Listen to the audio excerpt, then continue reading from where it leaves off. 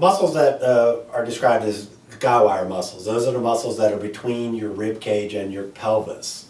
So it would be this section of muscles that run through this area. Most people pay attention to these as the core muscles, which could be one description, but I prefer to think of them as a guy wire system. So guy wires hold up radio antennas. Everybody's seen a radio antenna. It has a center mast and then it has the cables that hold it up.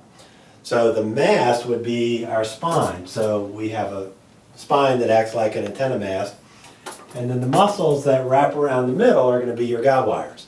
Now, what you want with your radio antenna is that all those cables balance each other.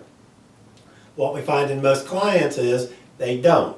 Part of that's because we tend to have a bent thoracic spine. We have bad posture. So that's like taking the antenna and bending it over at the top. Some of the cables go slack and some of them get really tight. And you can feel that in most clients. These are definitely slack and these muscles are definitely tight. So we're going to go over the pelvic clock exercise to help you learn how to retrain your guy wire system. Many people have tried it with crunches and sit-ups, but crunches and sit-ups tend to bend things over more. We don't walk like that. We tend to walk by holding this kind of up and in to stabilize.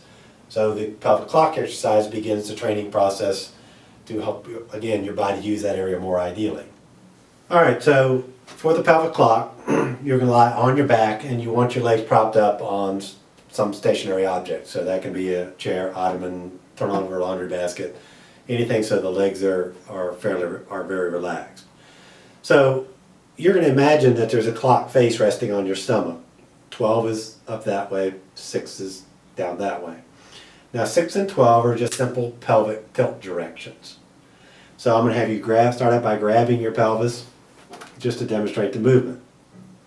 So a 6 o'clock tilt is an anterior pelvic tilt. That is done with the back muscles. So if you tense your back muscles, you arch your back up slightly, the pelvis rolls just a few degrees towards 6 o'clock or into an anterior tilt. And relax.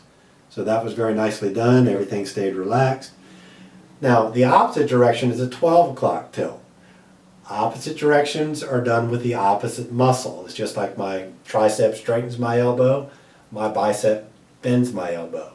So if your low back muscles arch your back up, then your abdominal muscles should flatten your back down.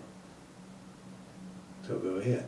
Now, what he's doing, he's got some abdominals, but he's tensing his legs up, which we do not want. Relax. So to help retrain this, we do a little sequence. He's going to start out by making a claw, a good claw, and he's going to hook the claw in his belly button. So the belly button is handy because it's in the middle of this long muscle. The other hand might just come down and kind of grab the thigh. And Will's going to do a little sequence. He's going to do a very soft 6 o'clock tilt where he arches his back up. He's going to stay there for about 5 seconds. Now, he's going to get to second number 4, and before he does anything, he's going to transition to 12. So as he relaxes his back, he's going to drag his belly button so that the contraction of the abdominal muscle rotates the pelvis to 6 o'clock. And then after 5 seconds, you relax in the middle. That was a very good one. So he's going to arch again. 1, 1,000, 2, 1,000, 3, 1,000, 4, 1,000, 5, 1,000, and then transition to go the other way. Drag your belly button, literally pull it up. Good, perfect, pulling up and kind of in. So that in helps to engage some of the oblique muscles. The up part engages the main muscle up the front. Very often what we see is, if I ask somebody to do a 12 o'clock tilt, they will just distend their abdomen. And that's not what we want to see. We want to see this movement of up and in so that muscle learns to control that part of the pelvis.